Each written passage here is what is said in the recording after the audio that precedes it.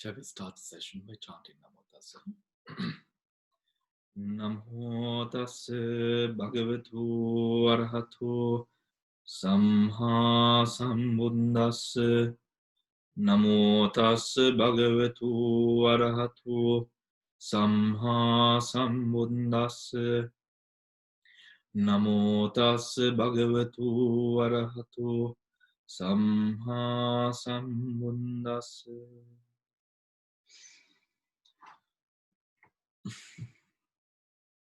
All right. So we are continuing the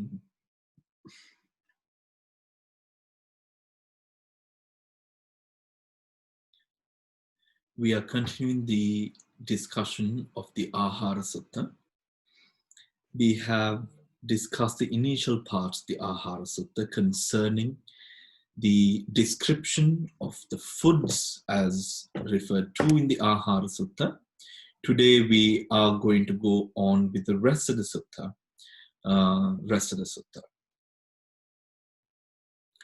So page number 207, if you have the handout in front of you. Section B, food for the awakening factors.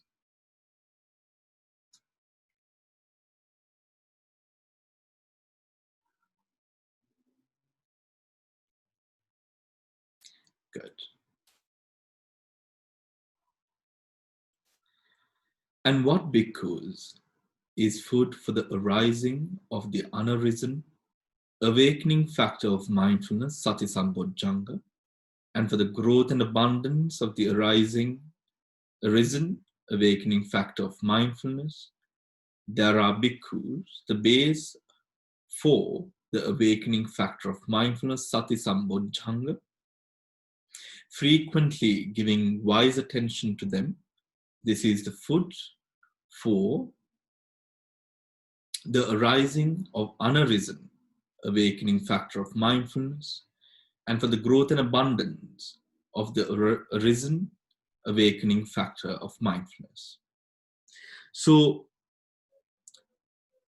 as we've discussed, the food that leads to the arising of the mental hindrances, the food that fuels the unwholesome factors, the development of the unwholesome factors, the food that gives rise to the unarisen, unwholesome factors and the development of those that have arisen already.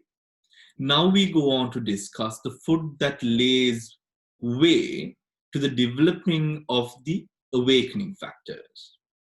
The first of which is mentioned within the sutta, is the sati sambodjanga, right? Sati sambodjanga. Now, as we've discussed, as we've learned and gone through the practice of mindfulness, we've practiced mindfulness, we've gone through the practice of mindfulness, we've gone through the stages of this practice. All in all, this practice of mindfulness, right? Now, there is a specific sutta which the Buddha speaks about what are the parts of the practice which are absolutely necessary for the attainment of Nibbana.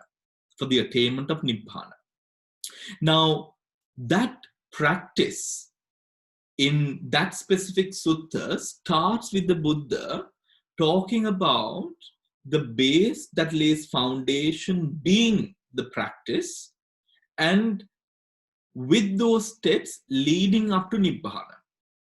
The teachings or the study of the teaching, going through the study of the teachings, listening to the Dhamma, all of these things, all of these different other practices that we would do, thinking about the attainment of Nibbana according to that specific sutta, seems to be something which is, if we would relate or if we would try to refer to the exacting practice, it is not a part of the practice. I hope you understand what I mean. Meaning, the learning of the Dhamma, the listening of the Dhamma, all of all of those practices, although they do motivate one to walk in the path of Dhamma, when it comes to the serious sort of exact practices which leads up to the attainment of Dhamma, attainment of Nibbana, there, that part starts with meditation itself. So, for example, if you have, for example, for years on years, if you have been studying the Dhamma, right, theoretically, if you've been studying the theory of the Dhamma, trying to memorize Dhamma, all of these things, we know now in the Mangala Sutta, it speaks about memorizing and all of these things, all of those kind of practices. But when it comes to, for example, to get a specific job, we know exactly you need the degree, or those are the things that absolutely counts. Samantha, you have a question? Yes, Bhante. Sorry to disturb you. I just want to quickly ask. The practice is important, and also, what about the right view and the understanding, so that you know the goal of the practice, so that you're doing the right thing? Is that important? All right, Samantha. I'll touch on that. Okay. Okay. Thank you, Bhante. All right. Right.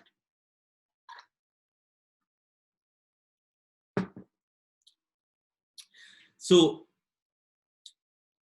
apart from the Dhamma, or apart from the study of the Dhamma, it can be said that the absolute step that one would take to work effectively, efficiently towards the Dhamma starts with the exacting practice of meditation, right? Exacting practice of meditation.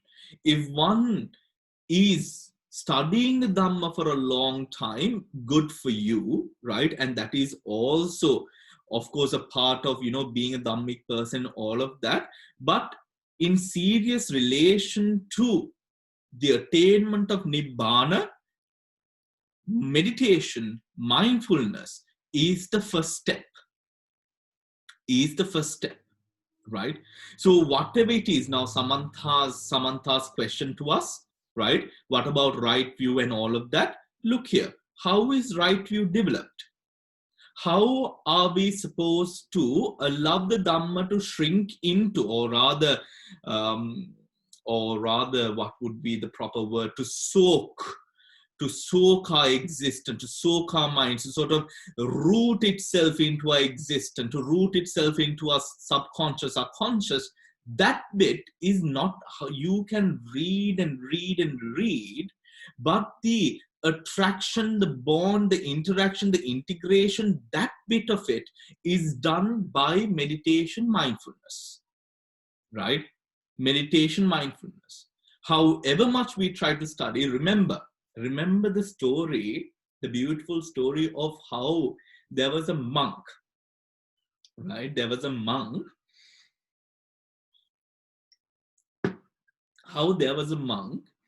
who taught so many other monks the practice, and all of his disciples were enlightened. He was putting off the practice, or rather putting off his development, thinking, oh, this is going to be easy, I know everything. This is going to be easy, I know everything to do with the practice. So almost all of my disciples are arahants, and they have attained. So it is not going to be so difficult for me to attain. Right? I think most of you have heard this story, right? And then until one day when one of his disciples, in a very subtle way, mocked him in a way to say, do you have time to even die? Right? Right? Because this monk was so busy that he didn't even have time to eat. Some way it reminds me of me a bit as well. Right? So not that I know everything, but so then the monk started practicing very austerely, right? So much so that he was practicing walking meditation to such an extent that the soles of his feet were bleeding. And at one point, his walking path was drenched in blood, that it was red. The soil was red, right? To that extent, the monk was trying to sort of attain. It took him more than 11 years, right? It took him more than 11 years after putting himself down to the practice too. Now, this monk was someone who absolutely knew each and every crevice of Dhamma. He knew every rule and regulation of the Vinaya. He knew every part and parcel of the Dhamma in the sutras and the Abhidhamma. He knew everything. But when it comes down to the attainment of Nibbana, these things must soak so deeply into your being, that that soaking can only happen through the practice of meditation, right? Through the practice of meditation, right? Now we know, in terms of the modern world, meditation, mindfulness is used therapeutically to teach, to train, to reprogram cognitively in CBT. All of these practices, we find meditation being used.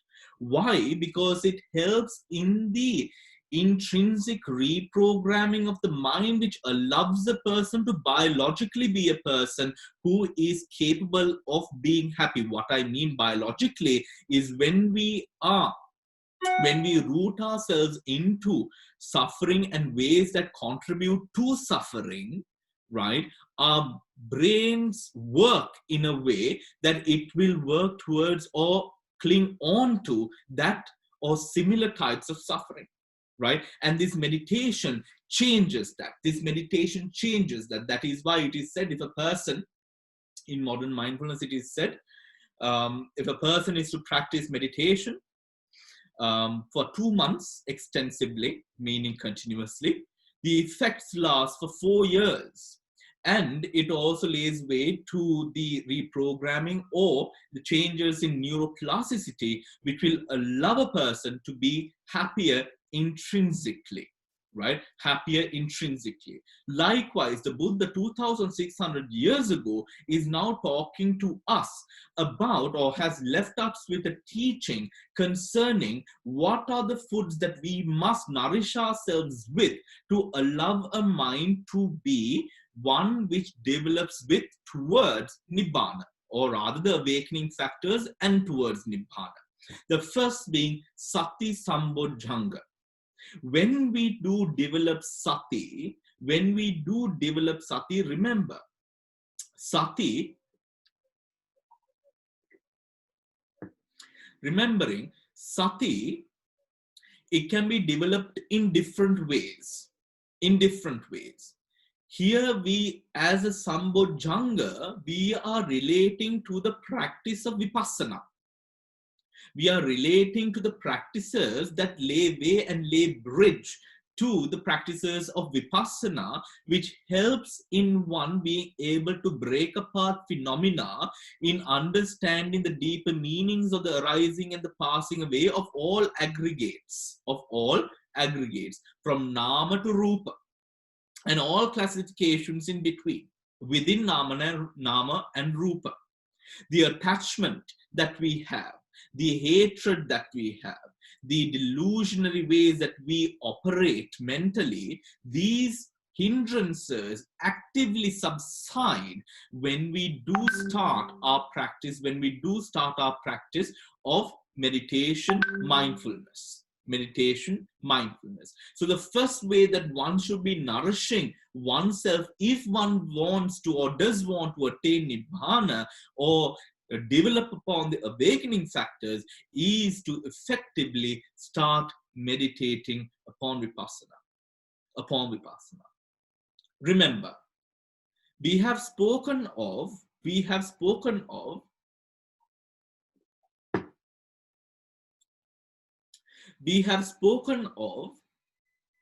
the fact that meditation cannot be developed alone, right? Meditation cannot be developed alone. The Buddha has gone to say, you might remember, when Venerable Ananda went to meditate or decided to meditate without cleaning one's environment, right? The Buddha advised him to not do that again, right? Similar, there are many monks, right? There are many monks in a similar way that the Buddha has advised, and also it is a rule in the Vinaya Pitaka, that we have to surely clean the environment before we sit for meditation.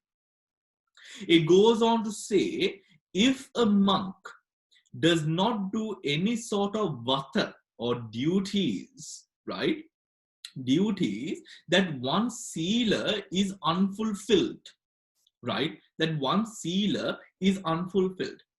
We should not take it literally in a way to believe that cleaning up, or it is if we clean up that our meditation grows. This goes much deeper. This goes much deeper into the ancillary anusayas and kilesas that we have, especially with tendencies with regards to laziness, sloth and torpor, and all of those other hindrances, virya, all of them are included. There are ways to connect all of these hindrances, right? All of these hindrances to the fact that we have that discipline to want to have that sort of clean environment as we go on to meditate.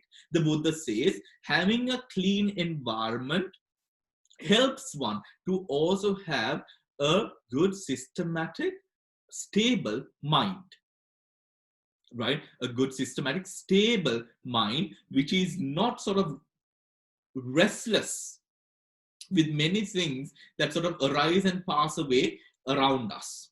To have a stable mind.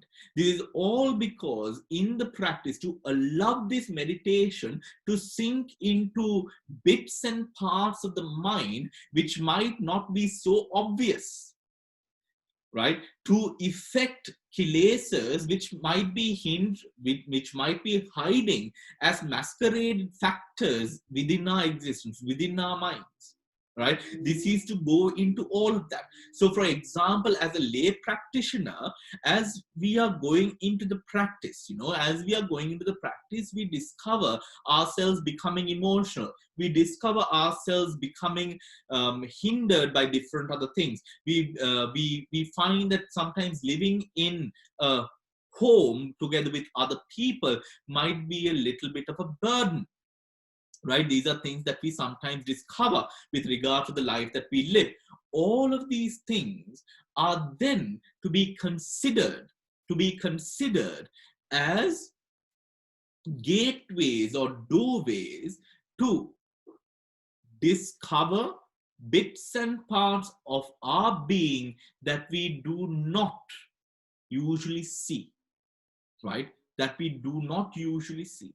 I have told you now, sometimes when we are in the forest monasteries, we think everything is all dandy and we are really calm.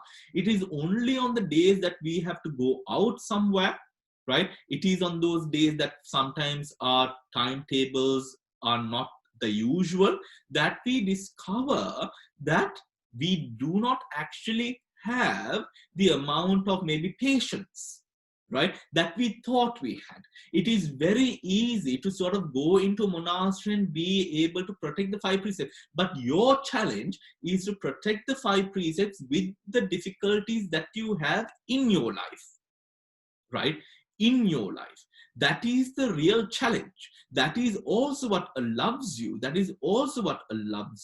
to sort of meditate, to go into meditation with those sort of difficulties still transpiring around you, but you having the mental strength to face them and go on, right? To face them and go on.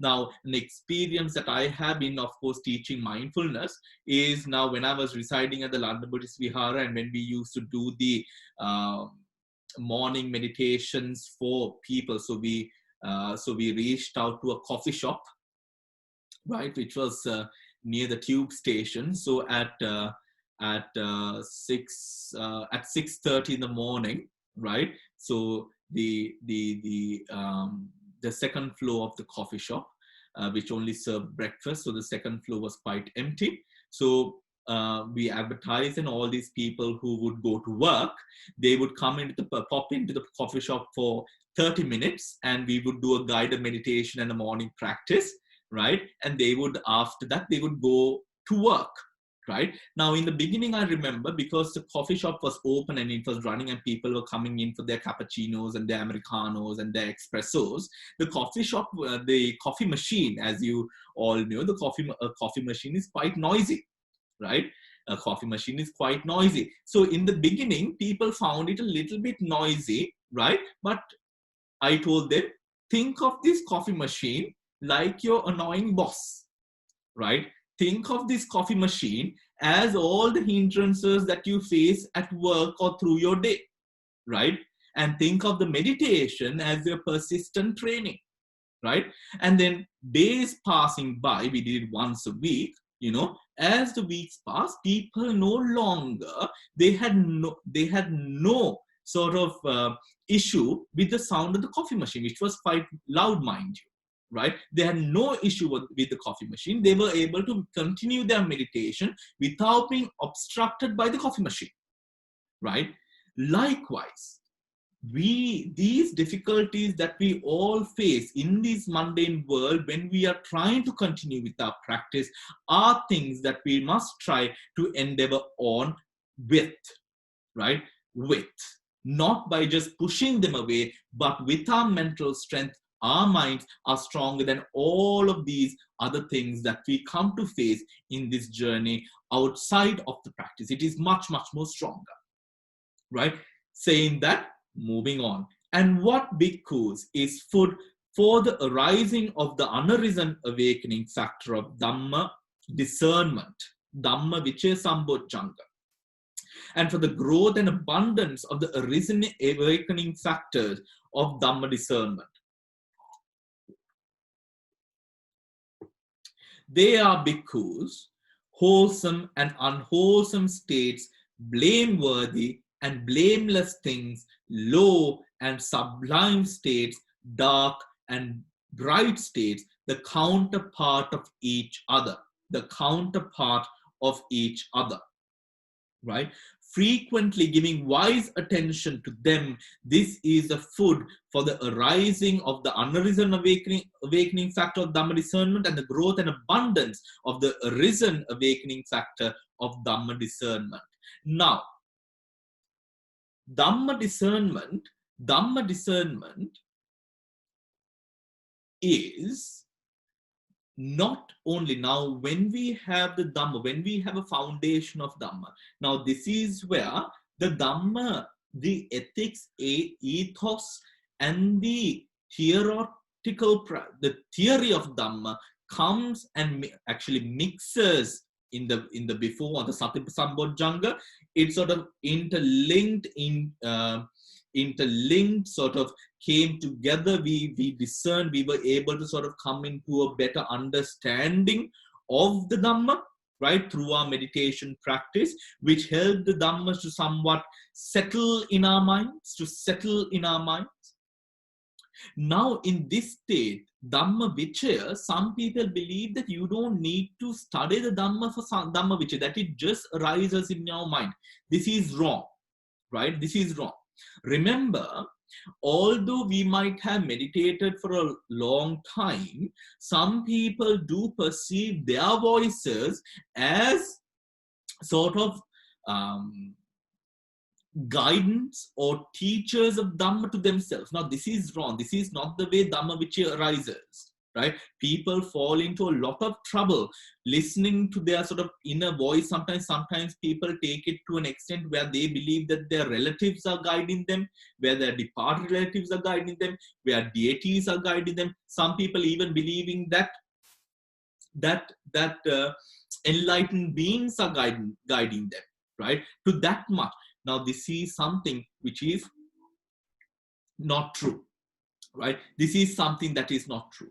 Dhamma Vichaya arises through a firm foundation, belief, understanding of Dhamma, together with Shraddha and wisdom, now sort of made fertile and active through the meditative practice, through the meditative practice. As some of you who have been consistently practicing meditation and all of that, you might remember, you might reminisce, or you might remind yourselves of events where when you are faced with certain challenges of the heart or mind, you are reminded of an answer of Dhamma or answer through Dhamma, a way of bearing with the Dhamma, right? Now that is somewhat more of Dhamma Vichaya rather than you being guided by an internal voice. It is a logic together with the practice of Dhamma which allows for this discernment to arise, which allows for this discernment to arise. That is where one knows clearly where it is good, it is not good. It is something that supports you, it is something that damages your practice, right? These things arise through that sort of contemplation that has arisen with the wisdom and sati now having or working together rather, right? Working together. Remember, now in this way, feeding yourself these sort of nourishments, as we would call it in the Dhamma, Ahara, these sorts of things, when it arises, when your cognitive processes are sort of saturated by these sort of cognitive processes, it does not give way to akusala. It does not give way to akusala. You are day by day supporting the practice of wholesome developing in your mind. Developing in your mind. Remember, without something like Dhamma Vichaya, the meditation itself becomes a little bit bland and boring, right? Becomes a little bit bland and boring to such an extent that sometimes people do go on meditating and then they fall away from meditation until they do find meditation again at some time in their lives in the future. Right? This happens, this sort of instability is there when you meditate without the right motivations of Dhamma being allowed to sink into one's existence, one's being, and to form the foundation of the reasons of what one is practicing for and the reasons why one is trying to thrive in this path, right? Why one is trying to thrive in this path. Then, and what bhikkhus is a food for the arising of the unarisen awakening factor of effort, energy, right? Energy, virya sambodhanga, and for the growth and abundance of the arisen awakening factor of Dhamma discernment, right? There are bhikkhus, the element of initiative, the element of exertion, the element of strength. Frequently giving wise attention to them, this is the food for the arising of the unarisen awakening factor of effort and for the growth and abundance of the arisen factor of effort, right? Now this effort, it is a little bit different, actually it's way different from the effort that one would maybe daily put into cleaning, cooking, gardening, these sorts of things.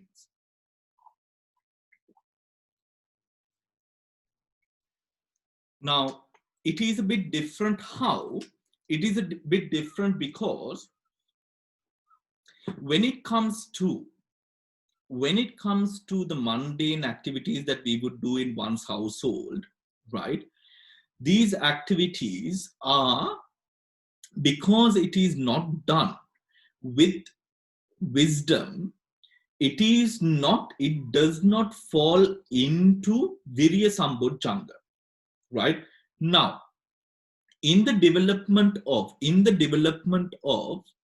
paramis, especially those paramis concerning paramis such as virya, actually we can connect the paramis also in different ways. If it is done with proper attention, effort, wise attention, effort, right, then it can become a parami. Why is that? Because when you are recollecting the purpose as to why you are doing a certain thing with the foundation of wisdom, that is now something which sort of surpasses the mundane action of whatever else. right? Or whatever else. This is explained within the practices of parami, right? So if, for example, if they say that it is said in the Dhamma that if you are to do a dana, if you are to do anything else with regards to virya or sati or samadhi or any dana or any sort of sacrifice that one would make in terms of nekamma, right? Renunciation, all of these things has to be, it is said, um, recollected as a perfection leading to nibbana, or else it does not become so. This is to say, what this then means is the action together with the awareness and the motivation towards the attainment of nibbana. These three parts: the action, the motivation, right? The action, the motivation, and whatever effort brought together towards nibbana. That is what then procures a consciousness uh, which then can become somewhat a supporting factor leading or helping us to attain nibbana, right? This virya, when in a similar fashion, if with awareness, with attention, with the right amount of wise attention, right, this virya or action is committed, this action follows on to then motivate you to flourish in that path of practice, right? In that path of practice. If it is like something that you do on a daily basis, we might say on a daily basis with regards to the path, as if it is done with proper motivations, then what happens is you are able to continue upon it without much difficulty, because now you are sort of molding and paving a sort of a mold for yourself in your mind in terms of what is wholesome and what supports the practice, right? That is then what is referred to as initiative, the exertion, and the strength, right? We become aware. It is like, for example, when you would sort of um, practice meditation. Example, practice meditation, you grow more confident upon the practice. Thus, when you sit down later on, when you're confident that you can, confidence not in a cocky way, but for confident in the true aspect of what is wholesome, then one is able to do what? Then one is able to go into samadhi easily. Go into samadhi without much difficulty. Right? This effort is then sort of, it is kept on. Remember, we spoke about the law of patana, where the when a consciousness arises and falls away, it leaves a residue, right? This residue can have many essences within it, which makes what it is. So it is not one thing, right? It is not one thing. Just as one consciousness has so many chaitasikas arising together with it, that same line of energy continues within this residue. And one part of that residue is effort. Now, when this effort is backed up by this proper practice, it does not leave room for any other sort of obstructions to sort of push you off the path. That is what allows you to also, as you die a stream enterer, one continues in the same way towards attainment of enlightenment in the very next life, from the very next life, right? That is because of that effort that one has, and the residue of effort which is in your stream of mind, right? That is why, almost if it comes to a position where you are challenged to do something bad, that moment itself, it arises in your mind, no, this is not something which is good for my practice. This is not who I am. This is not what I'm working for, right? That arises because of this effort, of this right judgment, and all of these other factors which are working within you, which are working very much within you, right? Which is very much working within you. Moving on. And what bhikkhus is food for the arising of unarisen awakening factor of zest, piti sambodhanga, and for the growth and abundance of the arisen awakening factor of zest. There are bhikkhus, the base for the awakening factor of zest, frequently giving wise attention to them.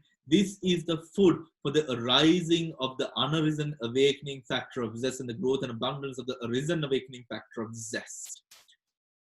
If we are walking along this path, yet we are not tasting its fruits, the path can fall away from our fingers very easily. Because why? We are not tasting what this path can offer to us, right? That is why even in the beginning of meditation, we did a bit of relaxation induction to sort of feel good, right? To feel good. That this is the reason why Goenka's technique has been quite successful the world over, because through the Vedananupassana practice or the meditation on the sensations, one can easily train oneself to become increasingly aware of the sensations, which gives the meditator a drive to believe that one is flourishing. In Anapanasati, being able to observe the breath can come as a return of arduous practice, which sometimes lay people and people who are busy may not be able to afford, right? May not be able to afford, because it takes so much of practice, so much of training to be able to see the breath, right? So this is one of the reasons why some a technique such as the Goenka technique has flourished all over the world, right? Because people see the fruits almost instantly, right? Almost instantly, people are able to observe the arising and the passing away of the sensation quite easily, right? This is now connected to this zest. It gives us a sense of happiness. This Dhamma, if we do not feel that we are experiencing something that is a benefit of it, we will fall away from it. Remember, the mind is a complete businessman in that way, right? We want to feel something good, to believe that something is actually good, and who can blame us? Right? Who can blame the mind? We want to feel that we have something good, to be able to let go of the things that we have been clinging on to and attaching ourselves to for so many years, thinking for lifetimes before, thinking that this is going to fulfill me, right? That is what comes through this practice, this zest. And this zest, with the awareness and with the wisdom, it wholesomely brings a sense of beautiful fulfillment into the mind, to allow the mind to grow more stable, comfortable with that which is wholesome and with the Dhamma. That which is wholesome and with the Dhamma. Now, with the Dhamma, you start tasting the freshness of it. You start tasting the happiness that it brings. You start tasting the sublime qualities that it gives rise to in your mind, in your being. Patience, forbearance, loving kindness, equanimity, all of these other beautiful components of the mind that is given rise to through the practice of Dhamma. And as those, with those objects as elements, what happens is we start sort of growing closer to the Dhamma, growing closer to the Dhamma, to the practice, and growing more confidence in our training towards enlightenment. And what bhikkhus is food for the arising of unarisen awakening factor of tranquility, passaddhi, and for the growth and abundance of the arisen awakening factor of tranquility. There are bhikkhus, the tranquility of body, the tranquility of mind, right? Now, with all of these things that we feel have fed ourselves up to now everything is coming together. Now it feels whole.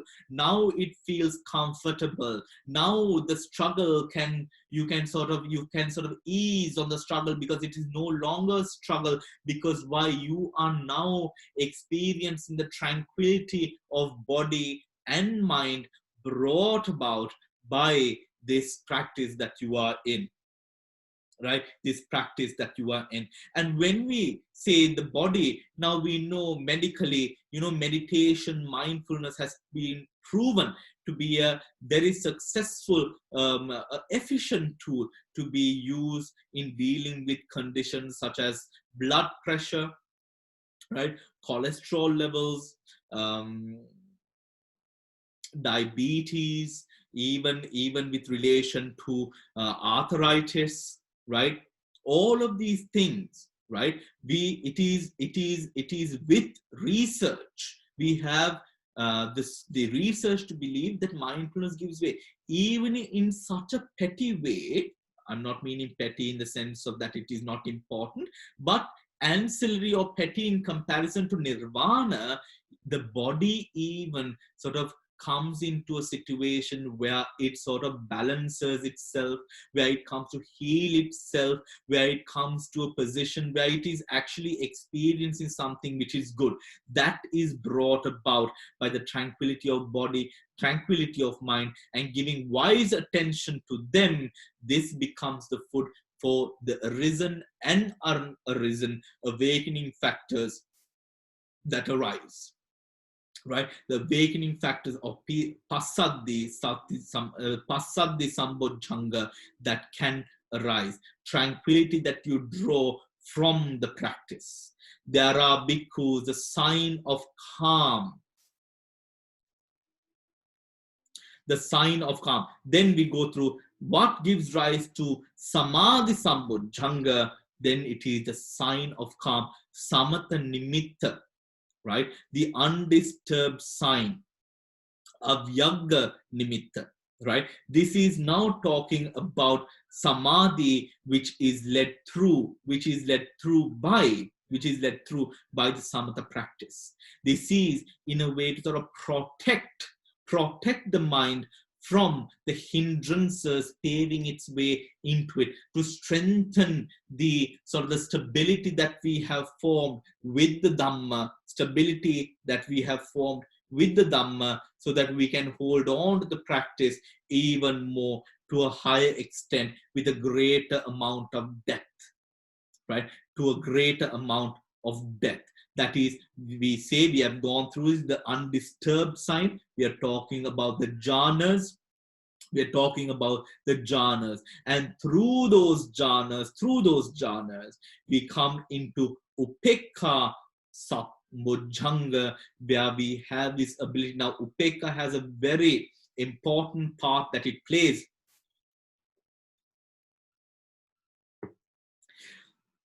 Remember, when you start practicing anapanasati, right?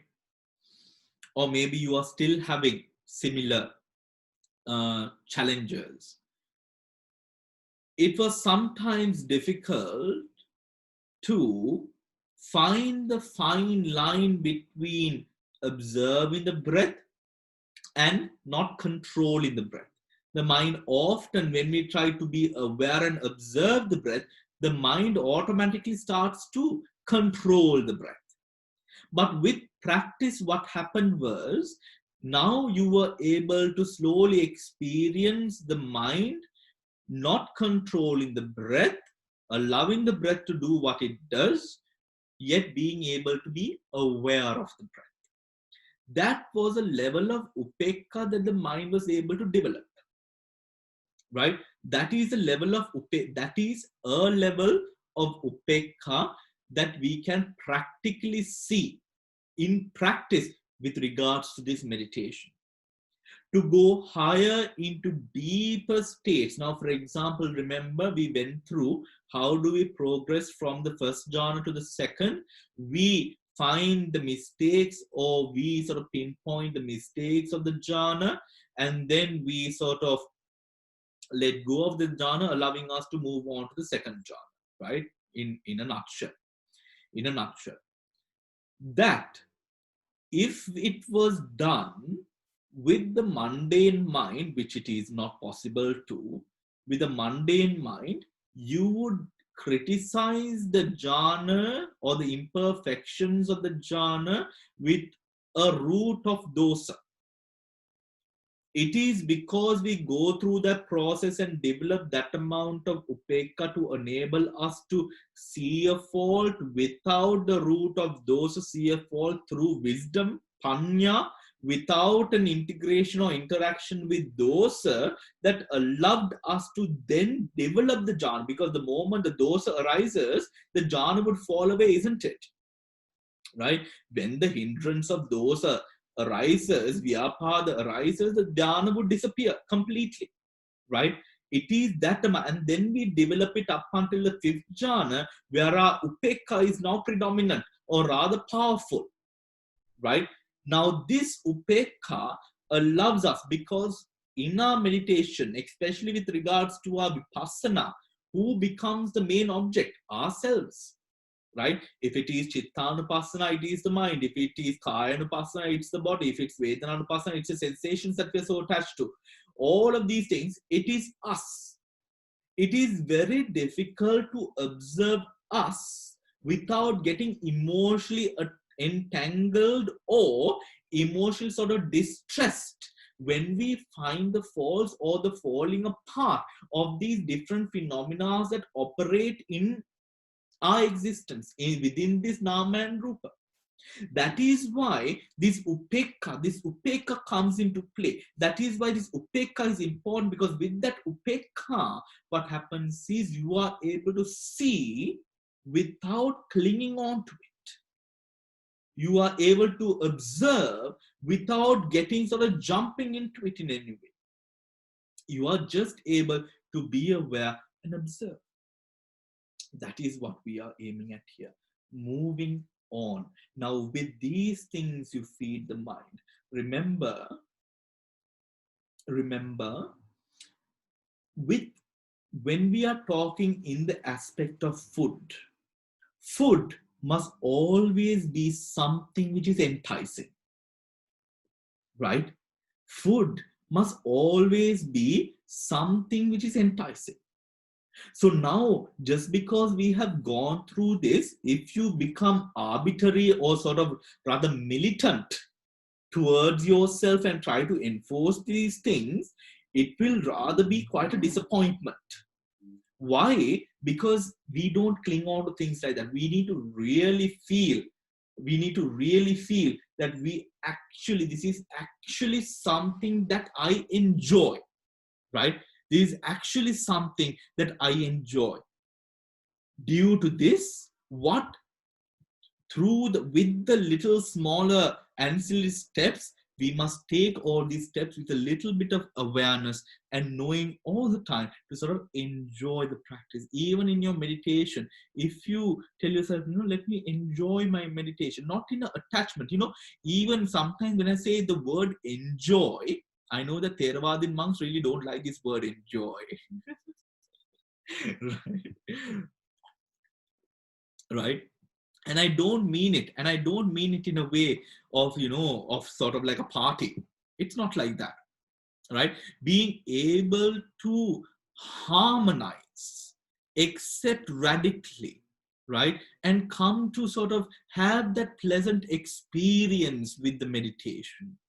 That what you feel when you sit down and you meditate, and what you go through in your meditation, being able to go through it in a way where it is a part of you, that in that way of enjoyment, right? Because if you are doing it as a foreign practice, when you won't have much energy to keep your eyes closed when your mind tells you to open your eyes, you won't have much sort of push within oneself to sort of go through the pain that you would experience when these different sort of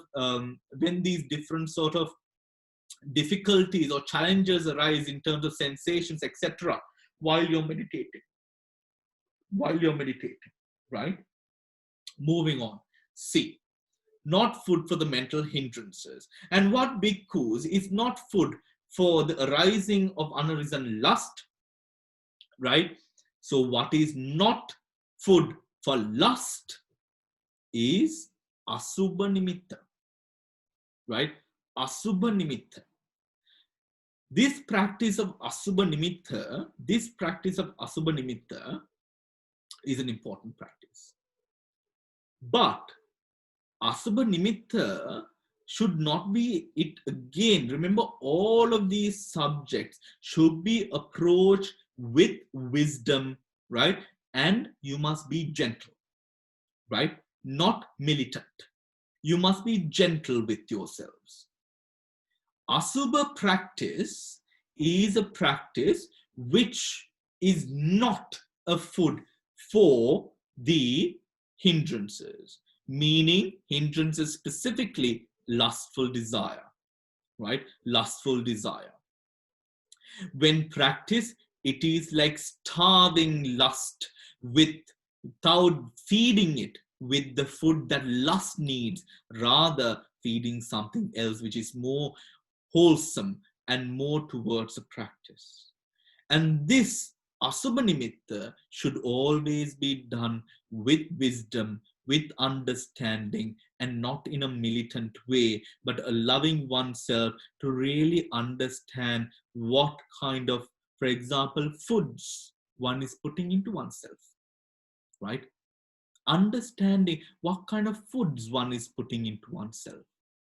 Understanding all the sort of unwholesome qualities that would be within a body, in a way that it has the potential and gives way to so much of imputrid natures existent in this world, and us clinging on to and attaching on to those things. At what position does it leave me, right? Running behind something which is so short lived, something that I have experienced, been with for so many eons and eons over eons, lifetimes over lifetimes, running behind the same things, but still being in the same sort of spot, the same sort of circle, because it never gave rise to anything more than it actually was, a desire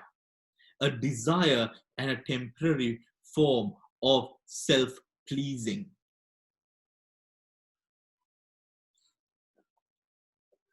A temporary form of self-pleasing, right? Asubha nimitta. Then we go on to what is not the food for ill will. What is not the food for ill will, or how can we starve ill will through metta? Through metta. This is a very important practice, right? This is a very important practice. Sometimes when we usually, it is a common thing that we see within any sort of spiritual tradition, be it Buddhist or any other ancient religion, which goes down to getting rid, letting go. We see that people do easily let go, but most often people tend to sort of wallow over the sorrow of having lost that thing that you yourself pushed away, right? That you yourself pushed away or got rid of, right? Metta, metta is a very, very important practice. It is a very important practice that each one of us must daily commit to. This sort of practice, because ill will can arise in so many mysterious ways and lurk in crevices and corners that we never knew even existed. Metta should be a practice of our every living moment and day. It is a very important practice. Saying so, right? Having said thus, right, metta is again also not something like butter on bread or Nutella on a piece of stale bread. It is not like that. Sometimes I feel like in most instances, sometimes metta we use it like that, to just put some flavor onto something which does not have flavor. It's not like that. That is a waste of metta. Metta should be felt. The beauty of metta should be realized.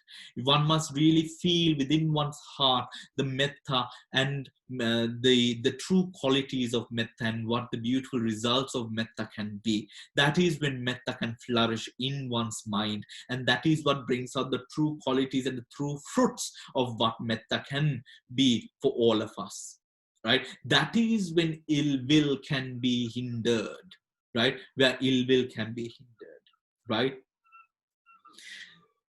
Then, what is a way of starving sloth and torpor, right?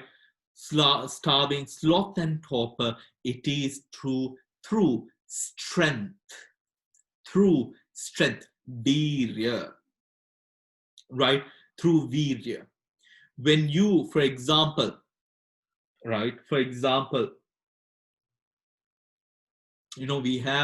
we have so many monks who sort of, in the aranyas, it is sometimes a common practice to not sleep on a pillow, right? So what would a monk sleep on? So monks would sleep on books, right? Now then you would say books. Yeah, you would study your book and then keep it as a pillow and you would sleep on it. Right? Or we have sort of like a wooden plank or something, right, to just elevate the head, right? This is to in a way to sort of not overindulge oneself in sleep, right? In sleep. So it is a common practice in that way. The Thai monks have this sort of very hard cushion. It's not a soft cushion, it's a hard cushion. It's a small sort of a tube sort of thing like that, right?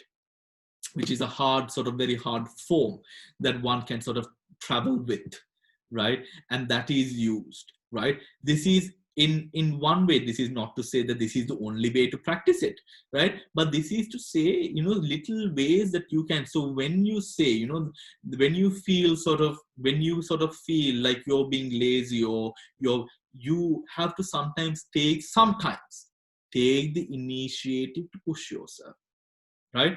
Also understanding, though, there are some times that you have to allow yourself to just relax, right? But having that discipline to realize that sort of fine line between relaxation and being sort of lazy. Because when we say relaxation, you sort of draw parallels with, okay, I can be lazy, but not that. But being able to realize that is a true form of motivation in Dhamma. That is a true form of motivation in Dhamma. And most of these things, you might feel like there are 100 things to do, but actually what one must do is associate the Dhamma in every day, right? Associate Dhamma in your everyday actions. You might sometimes think, okay, this is serious, we can't be thinking in Dhamma all the time. But, that is a big question mark. We can think in Dhamma all the time. And when we do think in Dhamma, our practice does not suffer. And when our practice does not suffer, everyone is a bit happier. Right? Everyone is a bit happier, not because of clinging on to the practice, but clinging on to one's sanity, clinging on to one's happiness and the potential that one has to discover higher forms of those sorts of happiness, right? That becomes virya. Finding little things. Now, for example, some would say, okay, I meditated yesterday, maybe I should just relax. Evaluate that mind. Right? Evaluate that mind to really see if this is a real need to relax a bit, or whether this is just you trying to sort of your laziness or sloth and torpor, the qualities of sloth and torpor sort of coming up in your mind. That is very important, right? That is very important. It is also good to think, we eat, or rather you eat 3 times a day, right? You never say, sometimes you may, but you never say, oh, okay, I ate twice already, I don't need to eat. Sometimes you might, but if you're used to eating 3 meals a day, you enjoy that time, right? You're looking forward to that time. A meal is a time that you enjoy, right? If you put in some effort, you're looking forward to sort of enjoying the taste of that meal. Why can't that be the practice as well? Why can't the practice be like that? You know what I mean, right? The practice also should be something like that. It is not like you going to the gym and pushing yourself through so much of, but enjoy the practice, right? This word that I like is romanticizing the Buddha, right? Falling in love with the Buddha, right? Falling in love with the Buddha. In that way, falling in love with the practice, and loving the practice should really sort of be a part of your whole integral form, right? That is something that we require and need to sort of develop within ourselves, right? And then we come into, restlessness, right? And what bhikkhus is not food for the arising and the unarisen, arising of and unarisen restlessness and worry, right? Restlessness and worry. There is bhikkhu's mental calm, chetasu, right? Vupasama, right? Mental calm. Frequently giving wise attention to them is not food. Now, this is what? Mental calm. Mental calm is the sort of stability of mind, right? Stability of mind, when the mind can focus upon a specific object, right? Where the mind can work with a specific object, where you do not need 100 things to keep your day going, but you find solace and happiness and contentment within this one place, right? Within this one place. This is that skill and ability that you allow yourself to develop, so that you are able to have a sense of discipline in mind, that will not sort of allow you to sort of go everywhere. It is when this mind is restless that we often find ourselves doing things that are often not a part of the practice. We know so much about the practice, but there are moments when our practice lapses, that we tend to shout, scream, howl at our loved ones, at people around us, because we have lost that calm, right? That will not happen if we are able, or we have this sort of mental calm and bliss within us, right? And we enjoy that mental calm and bliss. These are not things that you can push. These are not things that you can force upon oneself. These are things that you must hug and sort of really sort of grow passionate, and something that you must have true sense of connection with, right? And then what is the food, or how can we starve doubt? Doubt.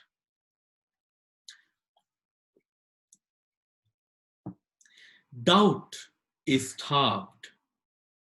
Doubt is starved by proper awareness of what is wholesome and unwholesome, good and bad, things which are blameworthy and blameless. Proper attention, right? Proper attention. Sometimes we cannot really figure out the answers to certain things in our mind, right? That is because we lack that ability of stability in our minds. If we have a passion towards the Dhamma,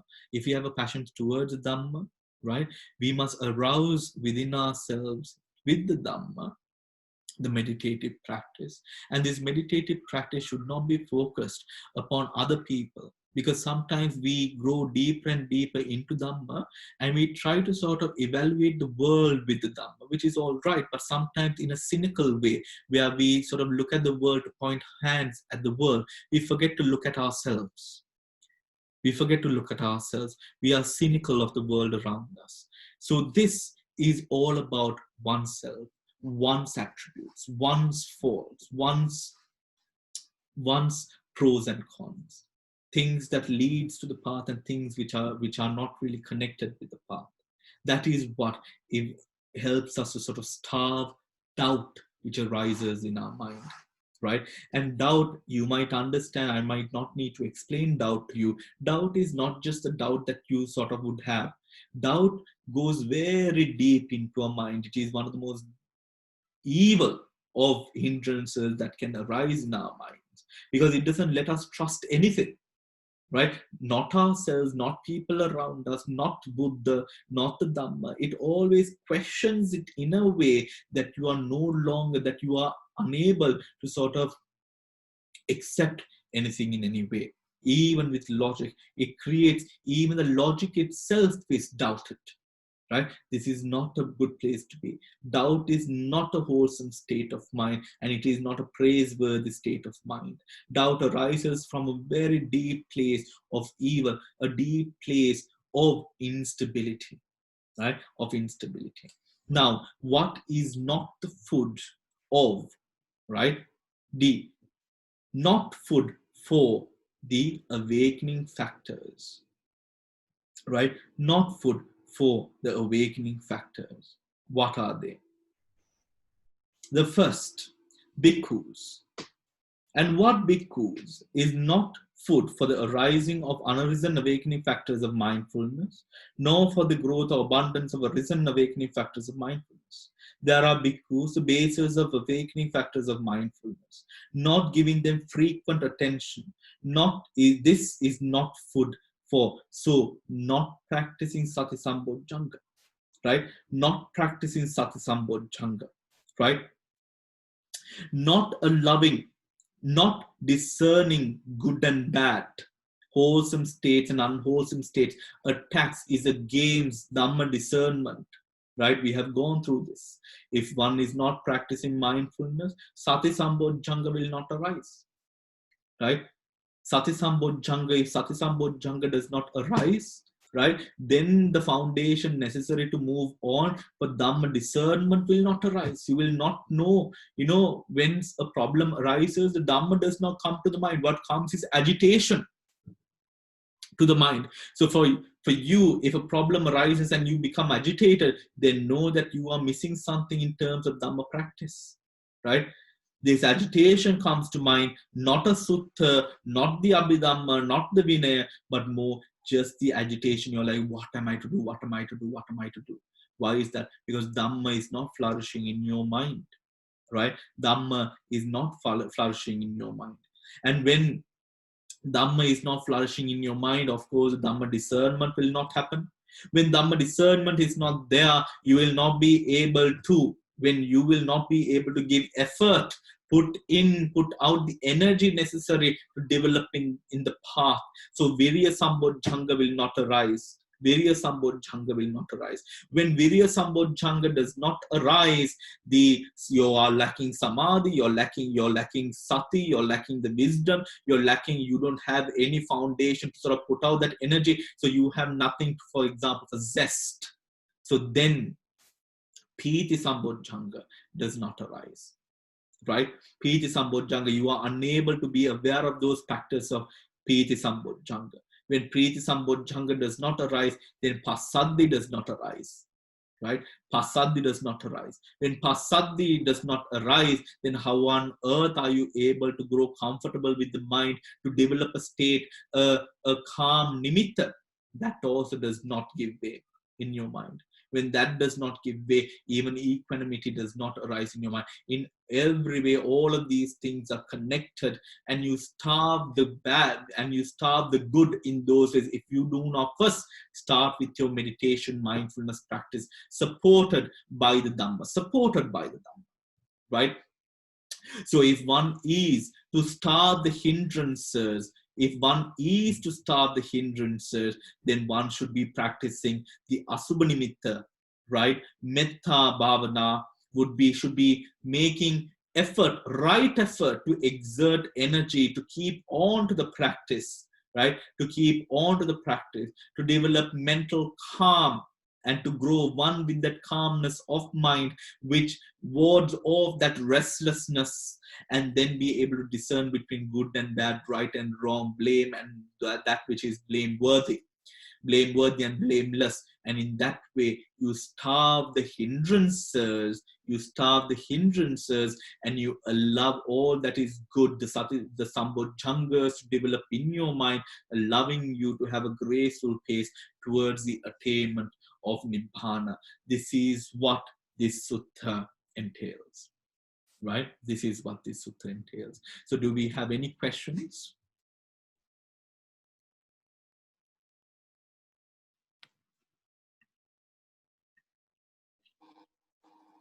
If you have any questions.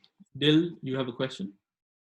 I don't know whether I'm just not understanding something. Bante, when you were on that page 210, when you were talking about there is Bhikkhu, the 18th point, there Bhikkhu, this mental calm, you speak there,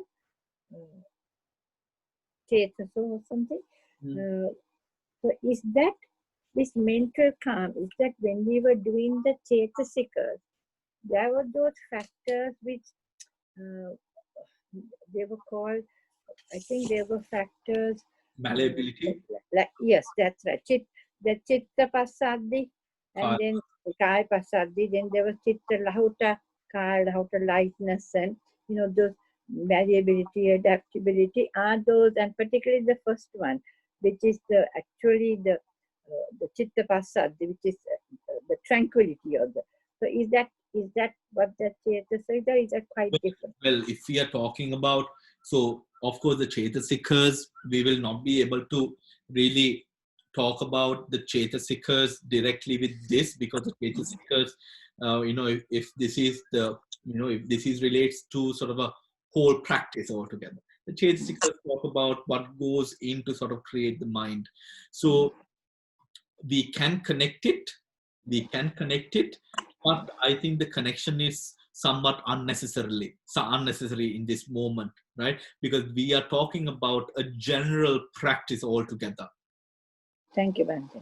Yeah. Yes.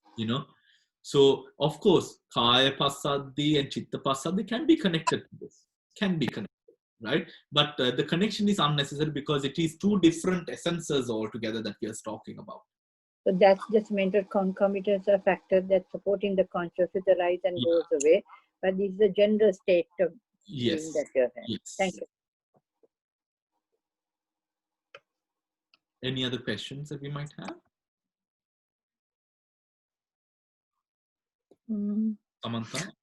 Bante, I'm just wondering, is there any reason why Buddha didn't go as far as discussing the three, the anicca, dukkha, anatta?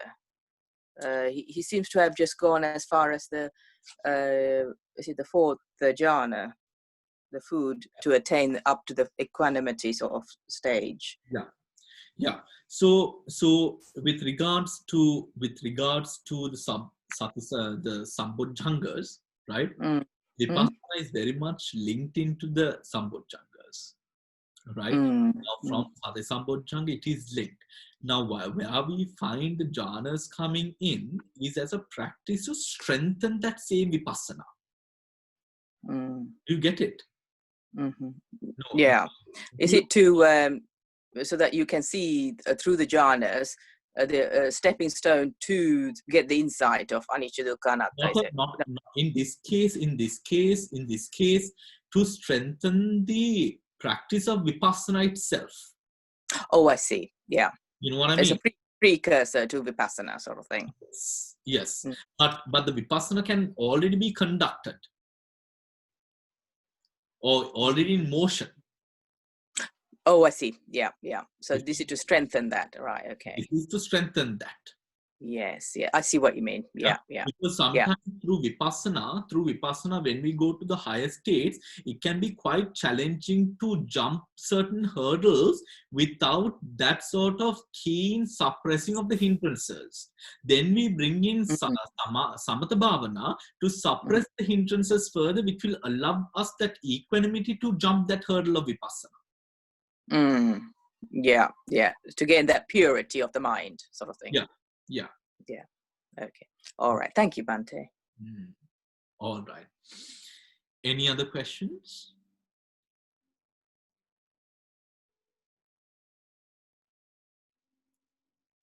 All right. So if we do not have any more questions, then we will wrap up today's session. Right? We will wrap up today's session.